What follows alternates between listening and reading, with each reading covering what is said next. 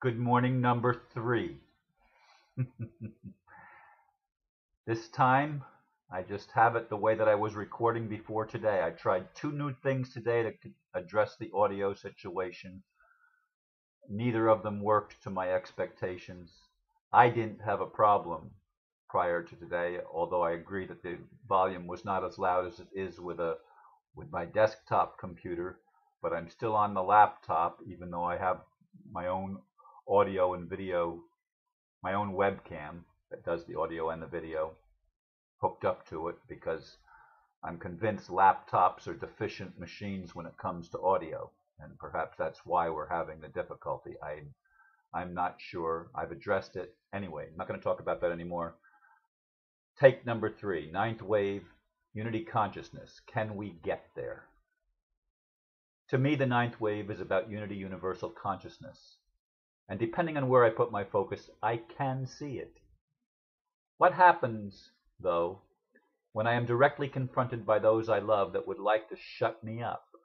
To tell the truth, sometimes it hurts to be out front of where others seem to be. The challenges of living in community can be daunting. As I said on take 2, I will not try to duplicate what I've said previously. If you're able to pick up the audio in some of those, fine. I'm going to leave them on YouTube, I believe. And we'll see what happens. And if anybody can address how to resolve the issue with audio, I'd really appreciate it. All of my life, I have felt that I had a mission. I have felt that I had a message. I have certainly held strong convictions. I have not thought like most people in the community, not my family, not my church groups, not my work environments. Virtually every place that I go, I get in trouble because I don't think the way everybody else thinks. I did say this in take 2. When I was a teenager in Bethany Church, I suppose the beginning of the trouble started when I signed up to be in the soul winning and witnessing group that went door to door in the community to invite people to come to our church, or at least to win them to Jesus. But we were instructed not to invite black people to church, which totally annoyed me. And I challenged people on it.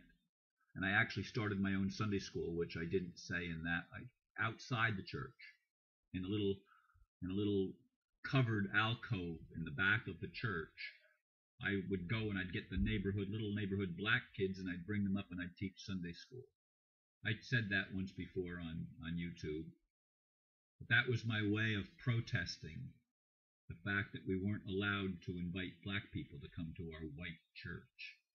I don't believe in black and white churches, and I don't believe in Christian and Muslim churches, or I don't believe in all this separation. I've seen through that for a very long time. It's bunk. It's bunk. It's how we've been brainwashed as human beings. But some people in the church, there were 2 teenagers there that would give messages from God in spirit. This was a Pentecostal or charismatic type church, Assembly of God. And at least one lady in the church referred to the 2 of us as the Sons of Thunder, because we would give these powerful messages of spirit, challenging people, challenging the church to see what to us was not being seen, or to spirit was not being seen. And it didn't endear us to other people who like to have things comfortable. So throughout my life, there's been challenges of living in community, and I said this on one of them. Dr. Bruce Morgan, who was my mentor from the late 70s into the early to mid 80s. He was one of my main mentors, the former vice president of the Fundamentalist Churches of America, president of the Bible Institute of New England, who Spirit kept saying, go left, become more liberal, when everybody else in evangelical Christianity and charismatic Christianity was becoming more conservative. he was being told to go in the opposite direction.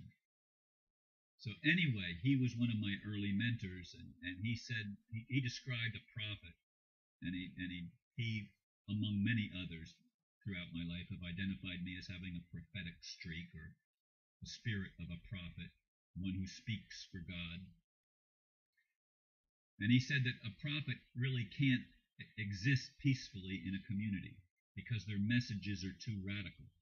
They have to sort of throw them over the wall and hope people get it, or come and deliver the message and then run like hell and get away to save their skin.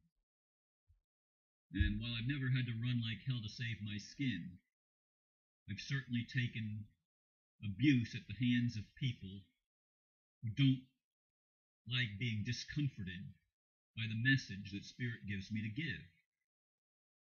In the metaphysical community that I was in for a long time, I was one of the leaders of one of the groups. I'm still in the metaphysical community, but I was the leader of one of the metaphysical groups that started in Dr. Mary's church. Actually, I was leader in two of those groups that started in her church, the Chapel of Light, many years ago. In any case, I've always been the volunteer. I've always been one that is willing to do the newsletter and willing to come and set up early and stay late and clean up and do all the service stuff to make life simpler for everybody else.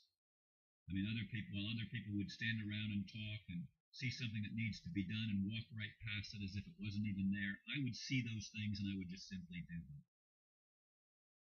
But there was a price tag attached for agreeing to do newsletters and being allowed to have a voice. There was a price tag attached to that for me. And the price tag was people that didn't like what I was saying would try to shut me up or at least control me and help me to see that I needed to stay within certain parameters to be acceptable. And this has gone on and on and on. And for those of you that have watched yesterday's video and watched especially the Facebook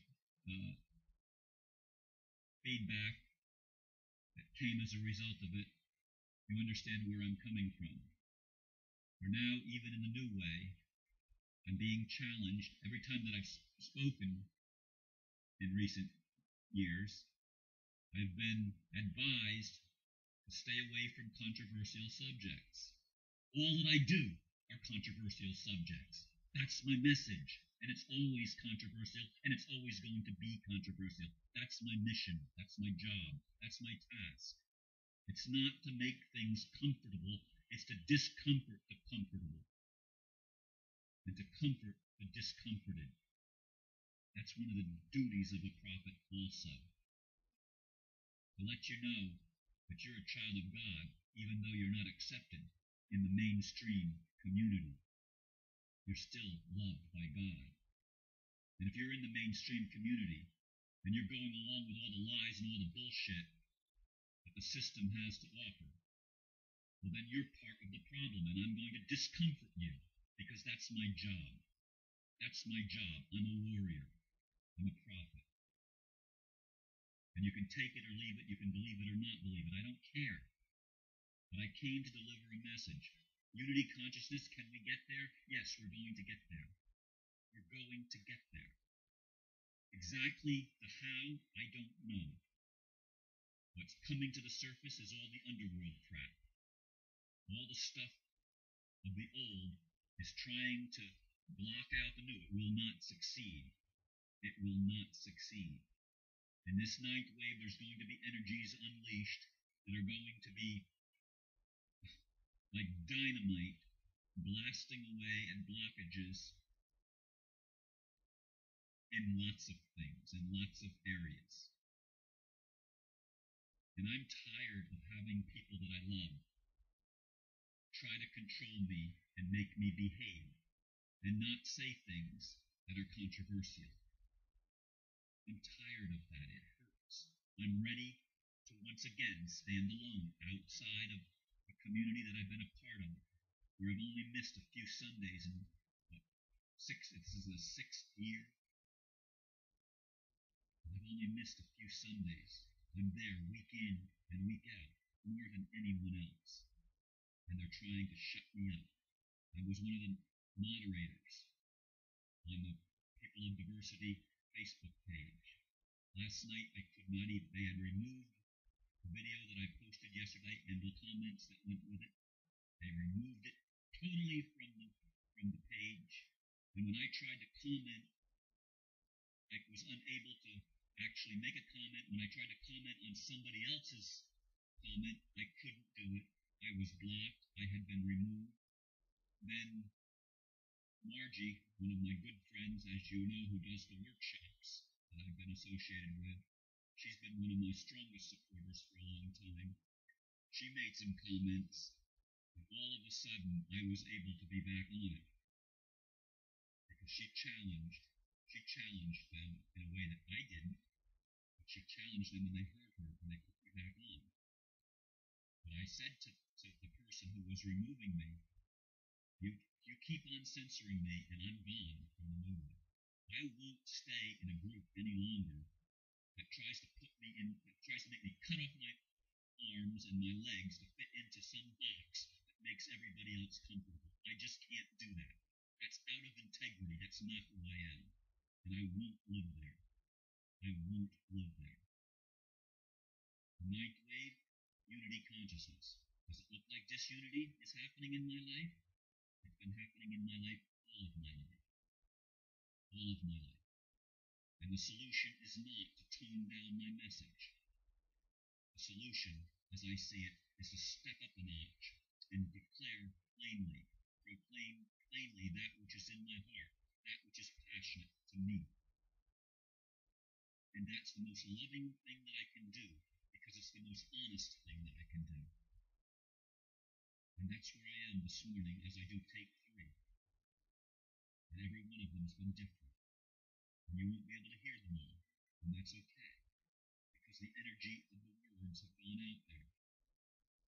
I love you. Even when you don't love me. Even when I piss you off and you get mad at me, I still love you. I still love you. But I'm not going to tolerate the culture of lies that we're living in. I'm not going to tolerate it. If somebody decides to put a gun to my head or some other means of taking my physical body out, it still won't silence me ultimately because I'll be back. I've been back before. I'm saying that. I've been here before. Delivering messages that make people uncomfortable because that's my spirit. That's my soul. That's who I am in the eternal realms. That's who I am in my relationship with planet Earth. That's who I am. I've come to set the captives free, and you've got to hear the message. You don't have to agree with me. At least listen. At least allow the free exchange of ideas. People of diversity require people of diverse opinions. And those opinions need to be shared so that people can make up their own mind what is true for them or not. That's the way I see it. How do you see it? Think about these things.